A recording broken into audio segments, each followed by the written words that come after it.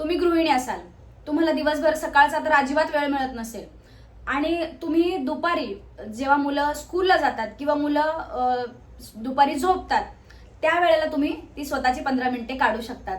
त्या वेळेत काय करायचं, शांत बेडला छान उशी लावायची आणि मागे मस्त टेकून बसायचं आणि एखादं छान पुस्तक, जोही टॉपिक तुम्हाला आवडत असेल, असं काही नाहीये की जे ज्ञानवर्धक असेल. ऍक्च्युली सगळी पुस्तकं ज्ञानवर्धक असतात, पण असं काहीच नाहीये की हे पुस्तक वाचायचं किंवा ते पुस्तक वाचायचं. तुम्हाला जोही टॉपिक आवडत असेल, जेही पुस्तक आवडत असेल ते तुम्ही वाचू शकता. फक्त 15 मिनिटे, तेही नाही 5 मिनिटे वाचा.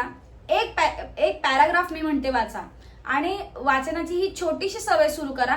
त्याच्याने सुद्धा तुम्हाला खरंच फरक पडतो. त्यानंतर दिवसभर जे घडलंय, काय आपल्यासोबत घडतंय, काय मनातलं दुःख आहे, एक मैत्रीण समजून एका डायरीवर सगळं उतरवून टाका.